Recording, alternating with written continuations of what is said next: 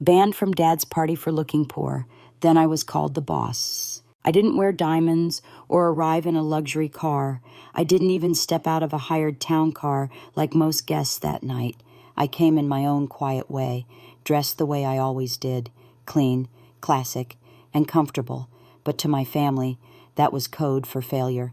So when my father's assistant met me at the steps of the Venetian Grand Hotel and said, "Sorry, ma'am, this is a private event," I already knew the rest of the night would test everything I had built silently, relentlessly, for more than a decade. I just didn't expect it to unravel so publicly. My name is Angelina Jolie. I'm 41 years old and the founder and CEO of Synexus Biotech, a company working at the cutting edge of regenerative medicine and gene interface therapy. We just closed a $350 million funding round led by global investors. Our valuation, north of $2, $5 billion. But to my family, I'm still the artsy daughter who never quite made it, because I don't announce my success with designer labels or curated Instagram posts. I was always the one who wore flats instead of heels, who showed up to holidays alone while my brother paraded model girlfriends and corporate titles. And I was fine with that, until tonight, and to understand how I got here, you need to know where I come from. My father, Edward Jolie, is a man obsessed with appearances, former real estate mogul turned luxury development consultant. Image is everything to him. My mother, Lucinda, is just as polished. A woman who once told me, "Honey, there's no point being brilliant if you look basic." My older brother Cameron was always the chosen one. Handsome, business-minded, loud in all the right ways. He took over parts of Dad's business before he turned 30. He was groomed for it, encouraged, rewarded. I, on the other hand, took a different path. At 22, I entered a joint PhD MBA program in biomedical engineering. My family saw it as eccentric, borderline embarrassing. Science is for labs. Cameron once laughed. Not leaders. They never said it directly, but the message was always there. I didn't belong at the adult table. I didn't play the game the way they did. I was never flashy enough, never impressive in the social sense. And so, over the years, I stopped trying to explain my world to theirs. I worked, I built, I failed, I built again. I took out loans they never offered to help with. I ate frozen dumplings on a lab floor while writing grant applications at 2 a.m. I learned how to lead quietly, decisively, without applause. While they celebrated business deals with Cristal, I celebrated my first patent approval with instant coffee and a single tear.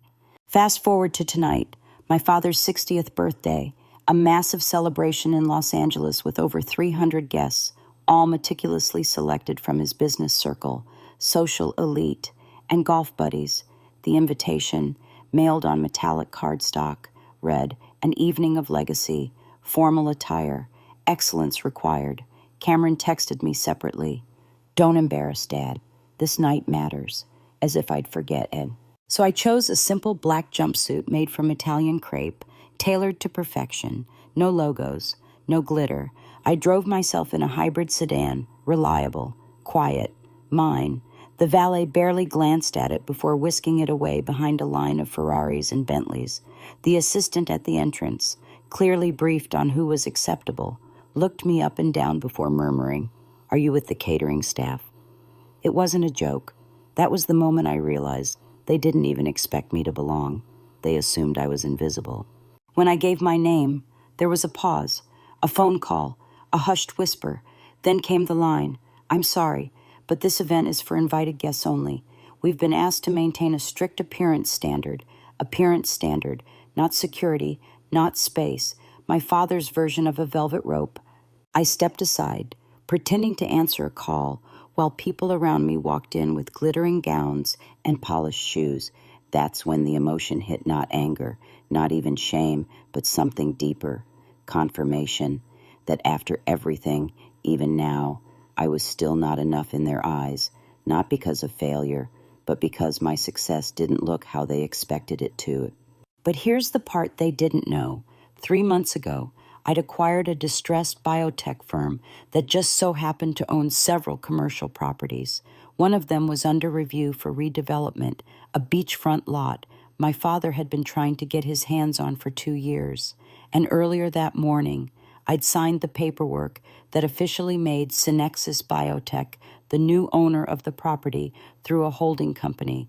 My father had no idea, neither did Cameron, who had recently pitched his latest venture to one of our investors, only to be quietly rejected because, ironically, I was already on that investor's advisory board. They thought they were living at the top of the pyramid. They didn't realize the foundation had shifted beneath them. But I didn't come here tonight for revenge. I came for clarity, to see, one last time, whether anything had changed, whether my family could value a woman who led with humility rather than vanity. The answer, standing alone outside their ballroom, was clear. But what happened next when someone inside recognized me, when the whispers started, when my identity was finally revealed not by me, but by someone far more powerful than any of them, would change everything. When I was 8 years old, I overheard my aunt tell my mother during a family dinner that Angelina has a good heart, but she's not built for big things like Cameron is. My mother didn't correct her. She just nodded with a tight smile and offered more wine. That sentence stuck to me like a sticker I couldn't peel off. Quiet and sticky, shaping how others saw me before I could ever define myself. Growing up in the Jolie household meant learning early that visibility was earned by performance, and performance meant looking the part, being loud enough, dressed well enough, admired publicly enough. I was none of those things. Cameron was the golden boy. My parents called him charismatic, leadership material, born for business. I was quiet but sweet, which in our family was another way of saying invisible. They dressed him in mini Armani suits for school functions, while I was told to just look tidy. When I got straight A's, they praised me with a distracted good job. When Cameron landed a C in economics, my father cleared his entire weekend to mentor him through it. I learned that effort didn't matter unless it came with the kind of shine others could see from across a room. At 15, I got into a summer program at Caltech. My mother said it was cute. Cameron got a summer internship at our uncle's investment firm, and they threw him a dinner party. So I stopped talking about my wins. There didn't seem to be a point. I applied to Stanford in secret. When I got in, I told my parents during a commercial break on family movie night. My father's response was, "Well, that's expensive. Are you sure that's smart?" Cameron, who had just been admitted to Columbia, got a bottle of champagne and a custom briefcase. It's not that they hated me. It wasn't even that they didn't care. It was more subtle than that, more corrosive. They had built a hierarchy of value around appearance and narrative. Cameron fit theirs. I didn't, and so I learned to build elsewhere. I studied late. I built things no one asked for. I wrote algorithms on weekends and tested enzyme responses at night. I taught myself how to pitch, how to read people, how to negotiate behind the curtain. I became the kind of woman who gets things done with or without applause, the kind of woman no one sees coming until it's too late. In college, I met Margaret Liu, a brilliant pre-med student with a background in synthetic biology. We bonded over our shared hunger to make something real, something that could help people in the long term. When I suggested we start a side research project to study molecular repair mechanisms in aging cells, she didn't laugh. She rolled up her sleeves. That project became the seed of Synexus Biotech, and, of course, there were setbacks. Our first pitch for grant funding was rejected flatly. A senior professor told us, "It's ambitious, but you two don't exactly scream billion-dollar founders." He said it with a chuckle, not realizing that those words would fuel us for the next 5 years. We bootstrapped using side consulting gigs. We hired students for data analysis. We worked holidays while Cameron posted vacation photos from Dubai, always tagged with a new venture that mysteriously folded a few months later. My parents saw his collapses as entrepreneurial experimentation. They saw my silence as failures. In our 4th year, we made a breakthrough in neural-linked cell regeneration, and the following summer, Margaret and I were invited to present at an international biotech summit. My mother asked if I needed help booking a hotel. When I told her I'd been selected as a keynote speaker, she blinked and said, "You mean on an actual stage?"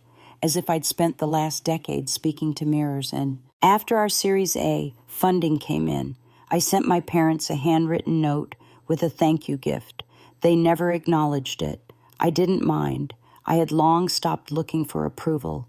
What I didn't realize was how deeply they doubled down on their assumptions. To them, the more I distanced myself from family events, the more it confirmed I was probably struggling. Cameron told relatives I was still doing something sciencey, and they all nodded sympathetically, assuming I was tinkering in some underpaid lab. And what none of them knew was that I was working directly with FDA regulators, hiring top-level engineers, preparing for clinical trials. We'd filed 6 patents in under 2 years and were already in acquisition talks. Still, I said nothing, not because I wanted to deceive them, but because I wanted to see if there was a day they would ask about my life without needing it to sound impressive. That day never came. Then, 2 months ago, I got word that Cameron had tried to raise funding for a crypto real estate crossover startup.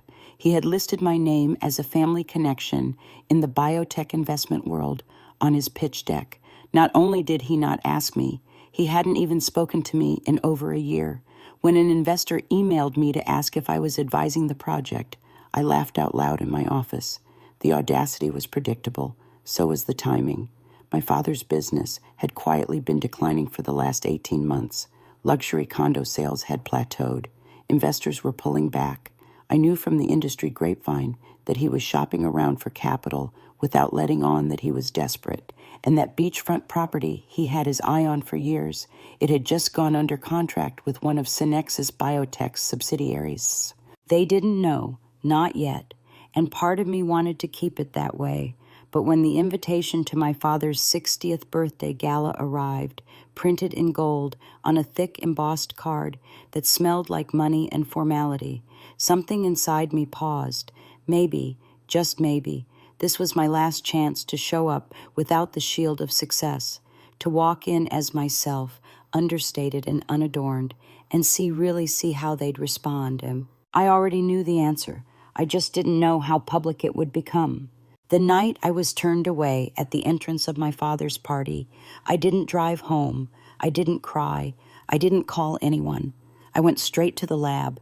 Synexus had just cleared a complex FDA approval milestone that day, and even though it should have felt like a personal victory, the bitterness of rejection still lingered in my chest like a dull ache.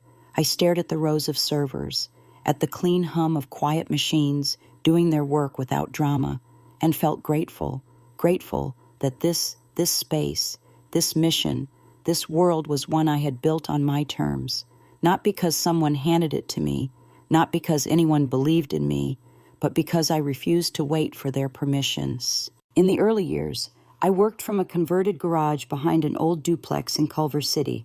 My landlord thought I was tutoring high school kids in math. In reality, I was experimenting with synthetic protein scaffolds and thermal shock resilience on stem cells using salvaged lab equipment I bought on eBay. Margaret would come over after her hospital rotations, still in scrubs, and we'd split a protein bar and argue about bioethical trial design until 2 a.m. Some nights, we lost power mid-sequence. Other nights, we hit breakthrough code that gave us enough hope to keep going another month. We weren't chasing a unicorn valuation. We were solving for pain, real pain diseases no one talked about because the market didn't find them profitable. That kind of mission doesn't get investor dinners. It gets overlooked, but it doesn't disappear. My parents never visited that garage, not once. When they asked where I worked, I said, in West LA, and they nodded like it was somewhere near a coffee shop. Cameron joked once, "You still doing that science stuff with your college friend?" And I nodded, not bothering to correct him.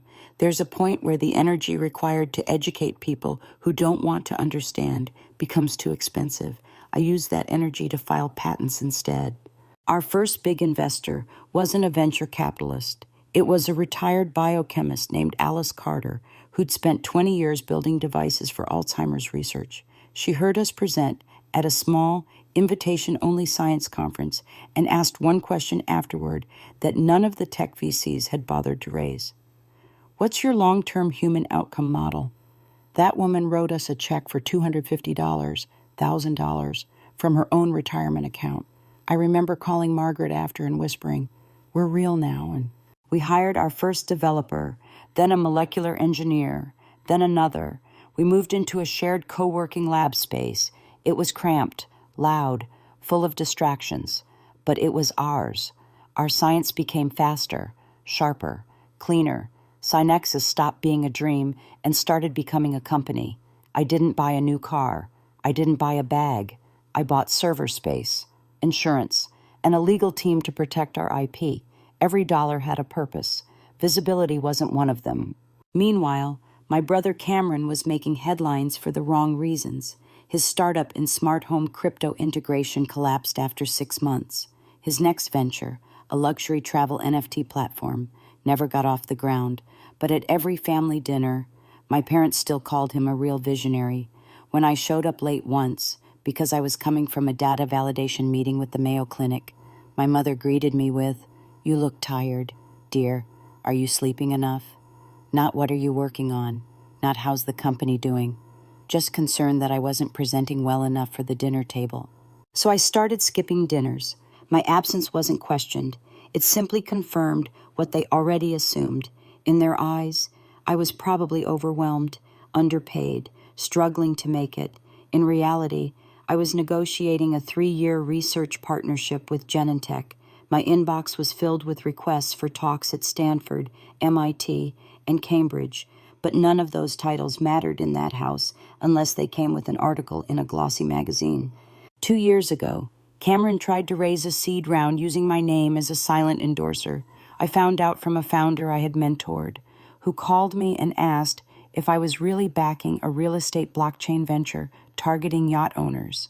I emailed Cameron once, no response, so I quietly had my lawyers issue a cease and desist, then moved on. His pitch deck disappeared soon after. Margaret and I kept building. Synexus hit key clinical milestones faster than expected. Our cell therapy delivery system began showing results we hadn't dared to hope for in stage 1 trials. We filed our 8th patent. When a major investor summit invited us to speak, Margaret turned to me and said, "Should we go in lab coats or tailored suits?" I answered, "Both. Let them guess who's who." But we kept our heads down. We didn't seek headlines. We didn't pay for press. We let the work speak. That's why it stung more than I expected to be turned away at my own father's celebration. Not because I wanted recognition, but because I had hoped, naively, that my silence had been a quiet kind of proof, that by now they might wonder if my absence meant I was building something real, not just figuring things out. But they didn't wonder. They just judged. The irony is, by the time that party happened, Synexus had just closed a strategic partnership with a medical real estate firm. One of the properties they owned was a biotech campus in Orange County. That deal included a bundled acquisition of a struggling development contract, which happened to be the same coastal property my father had been trying to get rezoned for years. The contract had failed regulatory clearance twice under his team. Ours passed it in 6 weeks. We didn't rub it in. We just closed the deal, quietly, like we always did. That's why I came to the party, not to reveal anything, not to show off, but to offer one last test. If they saw me just me without the press releases, without the boardroom title, would I be welcome? The answer was no, but what they didn't realize was that the person they had dismissed at the door that night was already their silent landlord, their indirect competitor, and the woman about to hold every negotiation chip they thought they still controlled. And the moment someone inside recognized me, things began to shift. The ballroom glittered like a showroom for wealth. I could see it clearly through the tall windows, where the light bounced off crystal chandeliers and sequined dresses in every shade of status. Inside, violins played a Mozart waltz while servers glided through the crowd with trays of champagne. From where I stood just outside the doors, it felt like watching a play from the wrong side of the curtain, knowing I was never meant to be cast in their version of success. I had already been told I didn't meet the dress code, that my name somehow didn't appear on the final guest list, that there was nothing they could do. So I stepped away quietly, trying to gather myself before I called a ride home. That's when I heard someone say my name, not like a stranger guessing, but like someone who truly knew who I was. Angelina, I turned, half expecting some mistake, but it wasn't. It was Ryan Brooks. Not just any investor, but the managing partner of Brooks Equity, one of the most respected private biotech funds in the country, and a man who had once sat across from me for 3 grueling hours in a due diligence session and called my pitch one of the most cerebrally dangerous he'd ever seen. I hadn't expected to see him here, not because he didn't move in powerful circles, but because he wasn't the kind to attend parties thrown for the sake of looking wealthy. Ryan walked toward me with his usual quiet confidence, dressed in a dark tailored suit with no tie, carrying the kind of presence that didn't need to announce itself. I blinked in surprise and said, "Ryan, what are you doing here?" He chuckled. "A friend of mine invited me. I didn't realize this was your father's party. I heard Edward Jolie's name and thought it sounded familiar, but I certainly didn't expect to find you outside, not inside." I shrugged.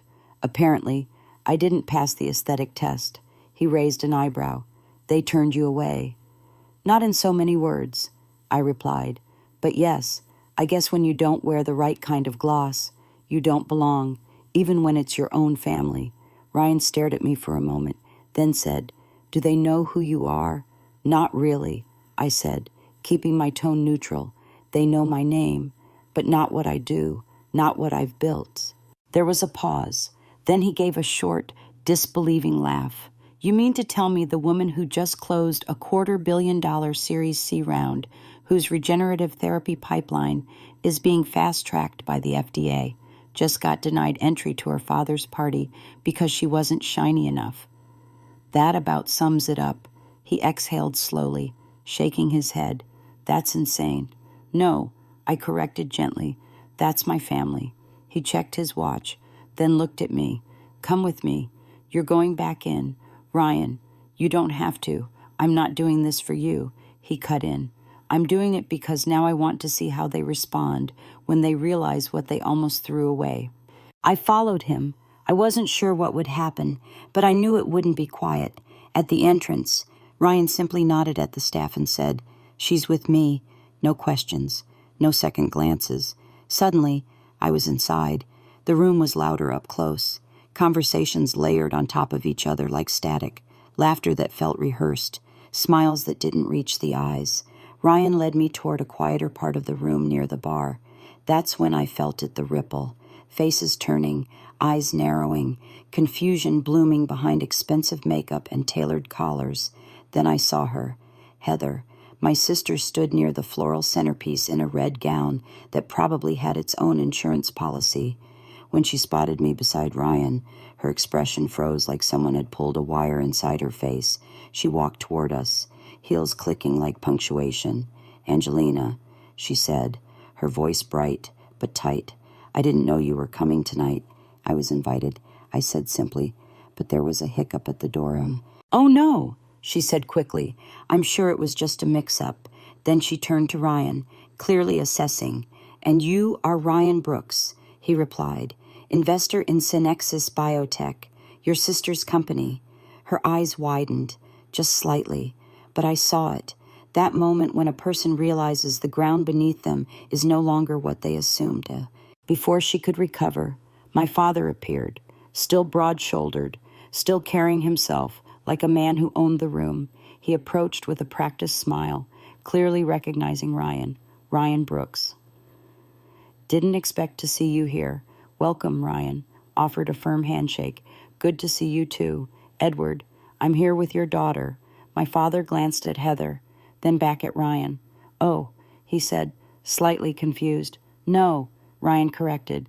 "Your other daughter." He gestured toward me.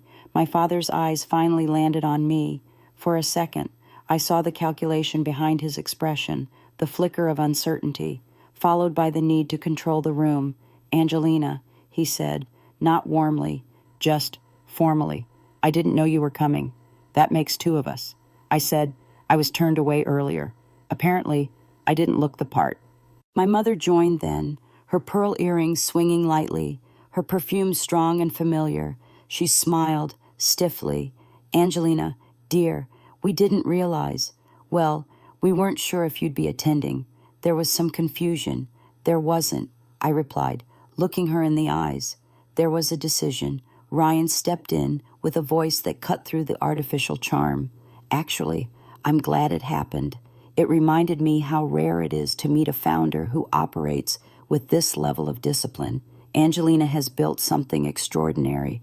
Her company is solving problems no one else is even attempting, and she's doing it without flash or noise. My mother blinked. My father said nothing. Heather looked like she'd swallowed a pin. Then Ryan turned slightly and added, Synexus Biotech is one of the fastest growing companies in the country. Their last funding round was oversubscribed. The federal board just expedited their clinical approval timeline, and this woman, your daughter, is leading it all. There was silence, the kind of silence that clings, the kind that makes people suddenly realize they've been watching the wrong story the entire time. Heather stepped back. My father's jaw clenched. My mother's face folded into a complex mix of regret and disbelief. I didn't gloat. I didn't raise my voice. I didn't need to, because the truth had finally walked into the room, and this time, it wasn't wearing a gown or carrying a designer clutch. It was me. The strange thing about being underestimated is that people think their silence on your achievements grants them control. For years, my family's polite indifference toward what I did was their way of staying superior. They didn't ask real questions. They didn't engage. They treated my work in biotech like a quirky side project, like I was doing arts and crafts with microscopes instead of reshaping how damaged cells could heal. The fact that I let them believe that wasn't weakness, it was a test.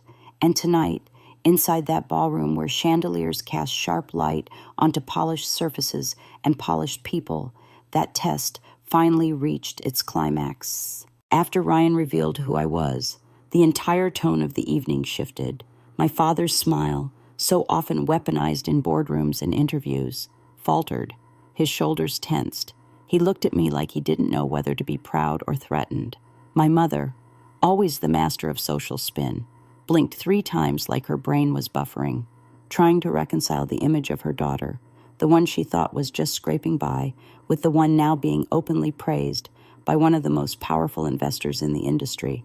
And Heather turned to stone. Her smile collapsed like a house of cards. For a few seconds, she said nothing. Then, voice strained with forced elegance, she asked, So, you really run that company, Synexus? I didn't reply with flair. I just nodded. Yes. The problem with people who judge others by appearances is that they don't know how to react when the surface doesn't match the story they've written in their heads. All these years, I had let them write me off, and now the real plot twist was unfolding right in front of them. But I wasn't there to humiliate anyone. I wasn't seeking validation. I was watching something more honest. I was watching them wrestle with the cost of their own assumptions. It was Ryan who delivered the final sting, though he did it with precision and grace. I've backed a lot of founders, he said to my father, but very few who have the integrity to stay quiet when they could have taken a victory lap. Your daughter has built something rare, something that's going to outlive all of us. And she did it while half the world looked the other way. My father cleared his throat. Well, I didn't realize. You kept that very private. I had no reason to share it. I said, You never asked. My mother stepped forward and touched my arm, a practiced gesture that felt like a performance. Darling, if we had known. You would have treated me differently, I asked. Not cruelly, just directly. She paused. I suppose we might have asked more questions. Then I'm glad I didn't tell you. I said, still calm, because now we're clear on what it took for me to matter. That was when the whispers began. People nearby had started connecting the dots. Guests who had ignored me earlier now tilted their heads with newfound interest.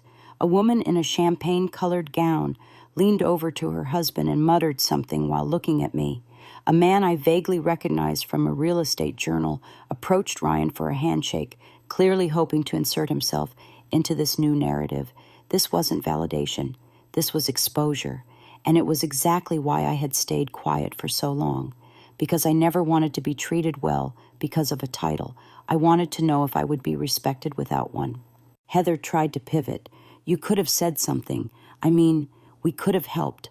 We have contacts, capital. She said it like she was offering crumbs to someone she still believed needed them. I didn't need help. I said simply, what I needed was respect, and that was never on the table. She bristled, but said nothing. For the first time in a long while, she had no ready comeback.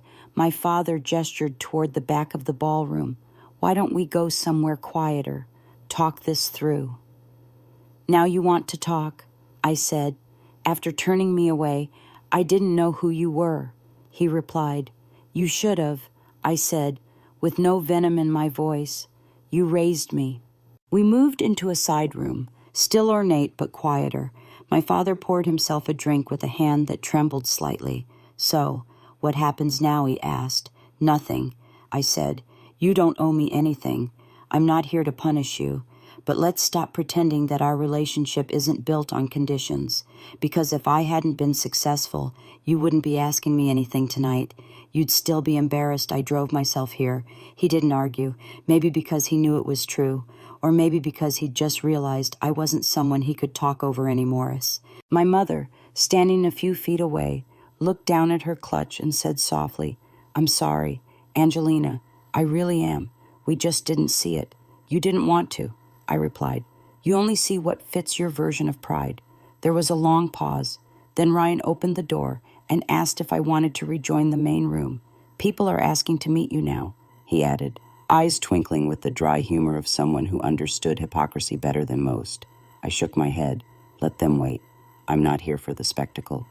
Outside, in the dim hallway, I paused. I could hear the music again, louder this time, as if nothing had shifted, but everything had, not just for them, for me, because I realized I no longer wanted what I had once quietly hoped for their acknowledgement. That ship had sailed.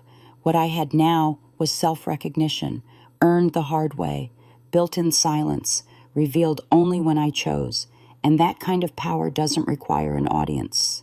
I didn't leave the ballroom right away. I stood for a moment in the corridor just outside the door, where the music blurred into a low hum, and the air felt thicker with everything unspoken. I was calm on the surface, but something deeper had settled inside me, heavier than anger, and colder than disappointment.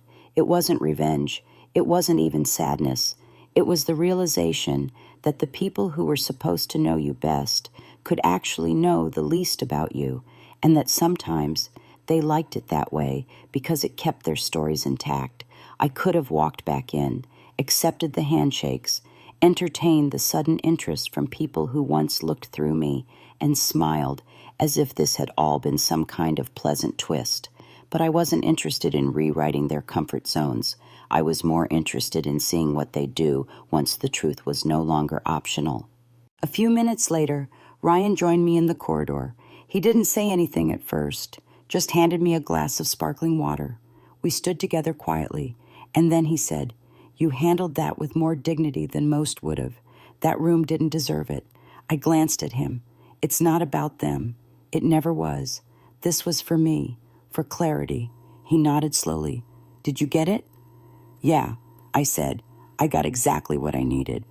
Just then, someone else appeared, Cameron, my brother, who had been noticeably absent from the entire scene until now. He walked up with that same self-assured strut I had seen since we were kids, the kind of walk that always assumed rooms belonged to him before he even entered them.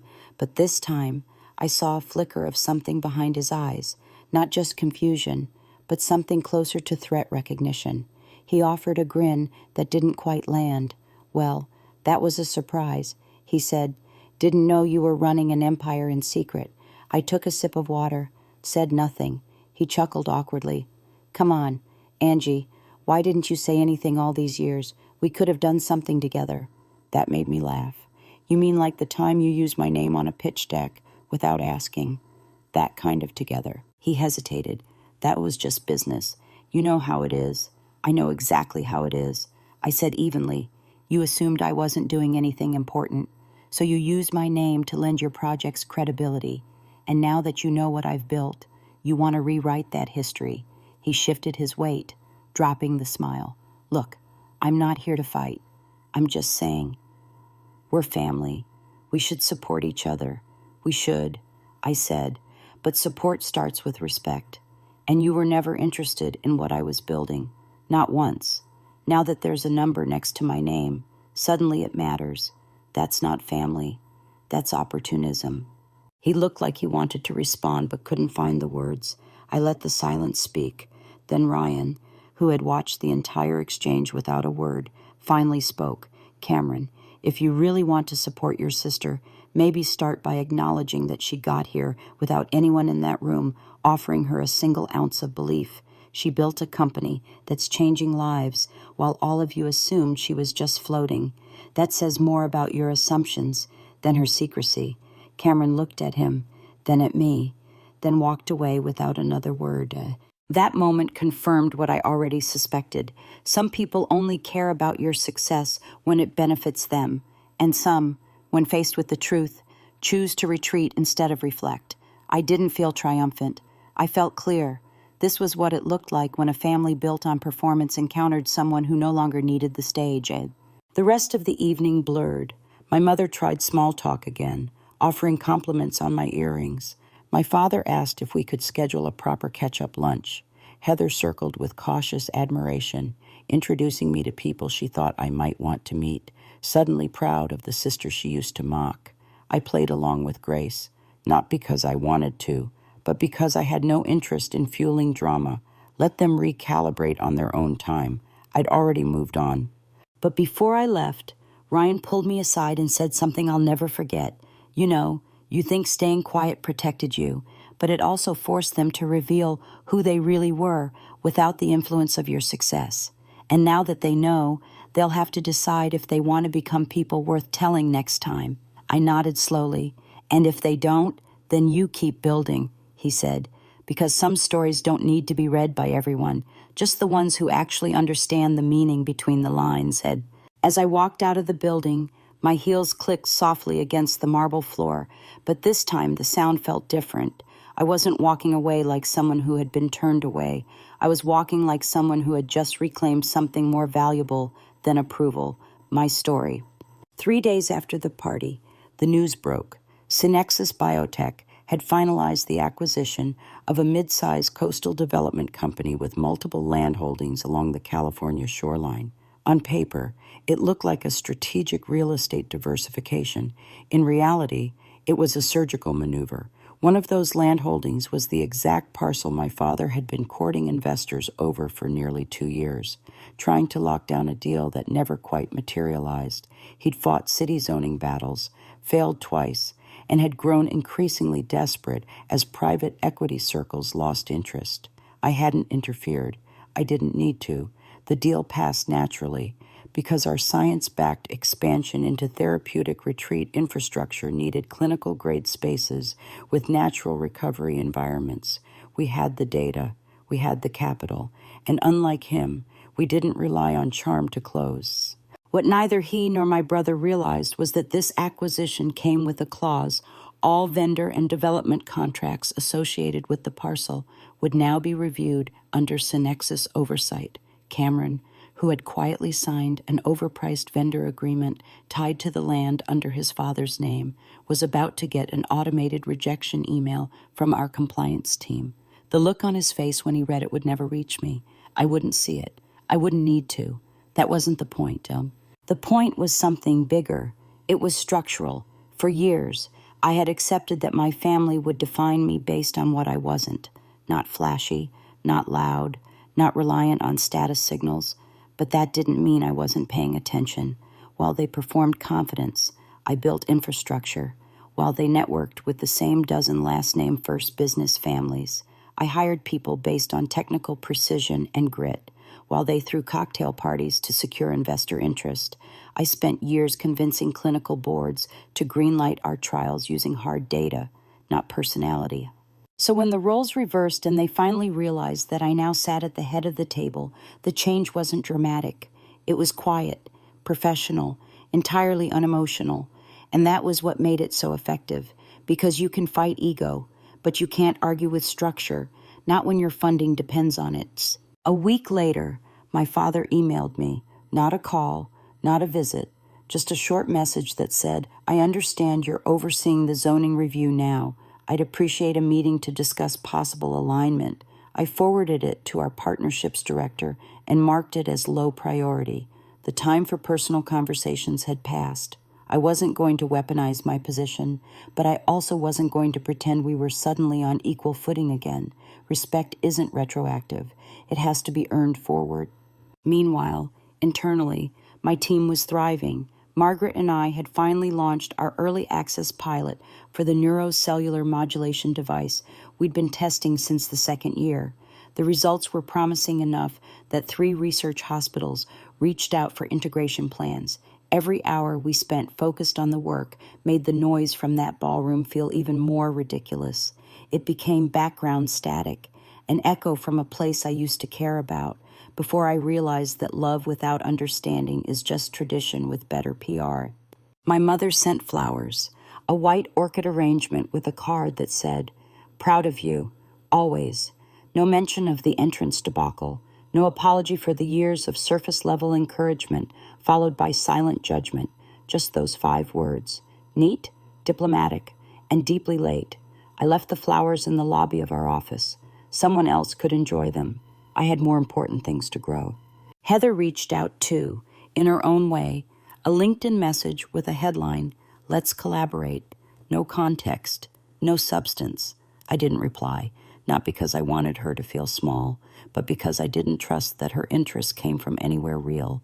When people only remember you after your name trends in a quarterly investor update, you learn to separate curiosity from connection.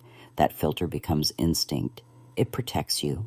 I started getting invitations, podcasts, speaking panels, industry awards. Suddenly, everyone wanted the woman who stayed silent until she didn't. I accepted a few, declined most. I didn't build Synexus to become a symbol. I built it because I couldn't not, because the idea wouldn't let me go, because science, when done with sincerity, demands humility and obsession. Everything else is noise. And yet, the invitations kept coming, so I made a decision.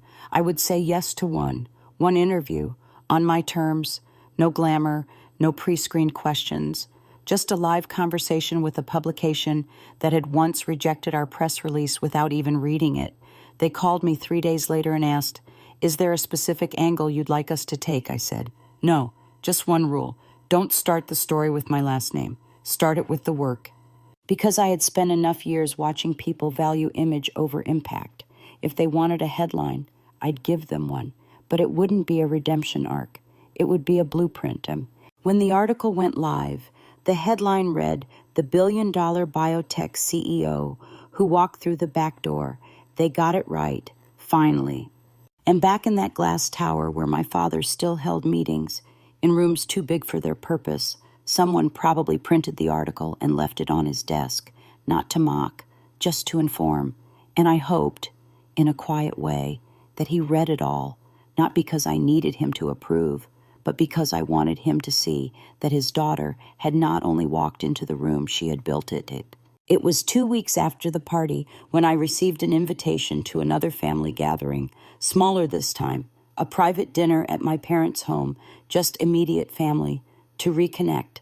The message was polite, generic, and unsigned. No apologies, no context, just the familiar tone they always used when trying to sweep uncomfortable moments under an expensive rug. For a brief second, I considered ignoring it. After all, I didn't owe them anything. But then I remembered something Ryan had said that night outside the ballroom. They'll either evolve or they won't. But if they do, they'll need a chance to practice.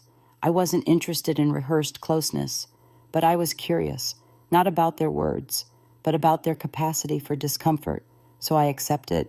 When I arrived, the house looked exactly the same as it always had, immaculate, symmetrical, every pillow perfectly fluffed, every surface polished to a dull gleam, the kind of place designed for magazine spreads, not actual living. My mother greeted me at the door like she had so many times before, but this time there was something behind her eyes, not warmth, not guilt, something quieter, hesitation, maybe. She hugged me, stiff but present, and led me to the dining room where my father and Cameron were already seated. Heather came in a moment later, all neutral tones and performative calm. The first 15 minutes were filled with small talk, real estate trends, weather, a mildly amusing story about a neighbor's broken sprinkler system. Nobody mentioned the party. Nobody mentioned the company. I didn't force the issue. I let the silence thicken around their restraint until it became uncomfortable enough to rupture on its own. It was Cameron who finally cracked first. He cleared his throat and looked straight at me. I read the article. He said, the one in Biotech Journal. It was impressive. I nodded, non-committal. Thanks. I didn't realize how big your company had become. He added, you kept it very low-key. I didn't think it would interest you. I replied, not as a jab, just a fact. You never asked. My father shifted in his chair, picking up his glass and putting it down again without drinking. I should have asked, he said quietly. The table went still. He looked at me and continued. I've always thought visibility meant value, that if something was important, people would make sure you knew about it. But I see now that some of the most valuable work happens in silence. That admission didn't undo anything. It didn't rewrite the years, but it was the first time I'd ever heard him speak without performance. Just one man, sitting across from his daughter, trying to close a gap he had spent decades pretending didn't exist. And my mother glanced at him, then turned to me. We've talked about you a lot lately, she said, not just about the company, about everything. And I think we've come to understand that we missed a lot. You didn't miss it, I said, calmly. You dismissed it. That's different. She winced. You're right. There it was. No excuses, no justification, just the words that should have come years ago. And yet they arrived now, late but intact, and I accepted them for what they were, not absolution, but effort. And Heather, who had stayed mostly silent, finally spoke. I always thought I was the successful one because I checked all the right boxes, the right image, the right crowd, the right lifestyle. And you. She paused. You didn't check any of them. And still, somehow, you built something that mattered more than any of it. I looked at her. It's not about mattering more. It's about mattering differently. Success isn't a single shape. You just picked one that fit the world you were raised in. I outgrew that world. She nodded slowly. I see that now. Then, with surprising sincerity, she asked, is there any part of it that you'd let us be part of? Not for show, for real. I considered the question, not the words, but the intention behind them. And for the first time, I saw something genuine in her. Not envy, not competition, curiosity. That was a start. Maybe, I said, but that would mean letting go of the old scorecards. Deal, she said, and for the first time in our adult lives, I believed her. Dinner continued. It wasn't warm, but it was honest. No one tried too hard. No one made big promises. It was a table of people trying to figure out how to start over without pretending nothing happened. And in its own awkward, restrained way, it was a beginning. Back in the car, I sat for a few minutes before turning the engine on. I thought about how long I had waited for that kind of conversation. Not for the apologies, but for the acknowledgement. Not for forgiveness, but for the shift in dynamic. I used to think I needed their recognition to feel whole. Now I knew better. The recognition had to start with me, with knowing that what I built, who I became, didn't depend on whether or not they ever showed up. But tonight, they did. A little late, a little unsure, but they showed up, and maybe, just maybe, that was the point. That people who once overlooked you can still learn how to see you. That families fractured by performance and pride can still crack open when substance finally walks into the room. You can't fake substance forever, and when it arrives, it doesn't knock loudly. It just stands still, speaks clearly, and lets the weight of what it built say the rest. There's a strange kind of silence that settles over your life once you've told the truth out loud. Not the dramatic truth meant to burn bridges or spark applause, but the quiet kind, the kind that lets people sit with who you really are, without distraction. In the days that followed the family dinner, I noticed that no one reached out with empty gestures, no follow-up calls asking for photos, no invitations to networking brunches, just space. And for the first time, it didn't feel like absence. It felt like room for something healthier, something slower, something real. At the office, our momentum had reached a new velocity, with our second clinical trial passing its benchmarks ahead of schedule. We were invited to speak at a global health symposium in Geneva. Ryan asked if I wanted to bring press. I said no. We weren't there to sell a story. We were there to share data. The team was focused, determined, and strangely protective of our integrity now that more eyes were watching, and I understood that impulse deeply. The more visibility you get, the more people want to own a piece of your narrative. That's why I kept turning down feature interviews and personal brand deals. I didn't want to become the headline. I wanted to remain the engine. Still, whispers kept circulating back to me. Apparently, someone in my family had tried to claim partial credit for one of our patents. It didn't go far. Our legal team handled it swiftly, professionally, and without fanfare. I never even had to get involved.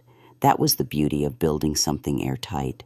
When the structure is sound, you don't need to raise your voice. You just let the foundation do the talking. And yet, the universe has a way of circling back with perfect timing. One afternoon, while reviewing development plans with Margaret, I received an email from a senior producer at a major media network. They were working on a documentary series highlighting women who had built world-changing companies while being underestimated by their own families. She wanted to interview me. I read the email twice, then a third time. The irony was so sharp, I could almost hear it echo. I didn't respond right away. I let it sit in my inbox for 3 days, not because I was unsure, but because I needed to ask myself a question I hadn't considered in a long time. Did I still need this kind of visibility? Did it serve the work, or just my ego? And the answer, surprisingly, was somewhere in between. So I said yes, but with conditions. No glam, no makeup crew, no editing for dramatics, just a raw, sit-down conversation. If they wanted my story, they'd get the real version. When the cameras rolled, I didn't start with the betrayal or the party. I started with the science, with the quiet nights in shared lab spaces, with the early grants we almost didn't get, with the researchers who stayed after hours because they believed in the idea before it had a name. Only after laying that foundation did I mention my last name, not for effect, just for context. Oh. The clip went viral, not because it was flashy, but because it wasn't. People weren't used to hearing success stories told without revenge, arcs or glamour overlays. They didn't know what to do with a woman who had every reason to gloat and didn't. Comments flooded in from people saying they'd been dismissed, disrespected, told they were dreaming too small or too big. I read every single one, not because I needed validation, but because I saw myself in their silence. I knew what it was like to sit at a dinner table where no one asked about your day. I knew the weight of succeeding in a room that refused to clap, and now those people knew they weren't alone. A month later, I received a letter in the mail, handwritten, from my father, not an email, not a typed note, just his handwriting imperfect, slanted, but unmistakably real. He wrote about his own father, a man I barely remembered, and how he was raised to see silence as strength, how he confused stoicism with leadership, and how, somewhere along the way, he had lost the ability to see me as anything but an extension of what he expected. He didn't ask for forgiveness. He didn't try to explain away the years. He just said, "I see you now, and I hope it's not too late to keep learning how to show it." And I read it 3 times, then put it in a drawer, not because I was cold, but because closure isn't something you hold, it's something you practice in. The final twist came on a rainy Tuesday when Heather forwarded me an invite to a panel she was moderating, the topic, Unseen Builders. Recognizing quiet innovation in high-pressure families. She didn't ask me to speak. She just sent the link with a note. "You started this conversation. Thank you." I smiled, not because I needed the credit, but because change, real change, often starts as an echo, and now it was reverberating. People often talk about comebacks like they're dramatic, like they happen in one grand gesture with swelling music and a slow-motion strut. But that's not how it works. Not when your story is built on precision, not performance. The real comeback isn't an explosion. It's a redirection, a slow, deliberate turning of the wheel until you've quietly shifted the course entirely. I never wanted revenge. I never needed applause. What I needed was something much harder to earn a life that didn't require anyone else's permission. And now I had it.